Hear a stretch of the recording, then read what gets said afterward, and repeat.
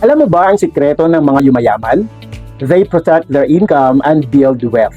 At nagsisimula sila habang bata pa. Ito ang hindi madalas pinag-uusapan. The earlier you get life insurance, the cheaper it is. Kasi habang healthy at bata ka, mas mababa ang premium. Lock in low rates habang malakas ka pa.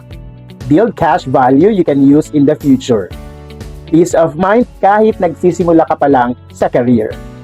Bakit maghihintay kung pwedeng magsimula na ngayon?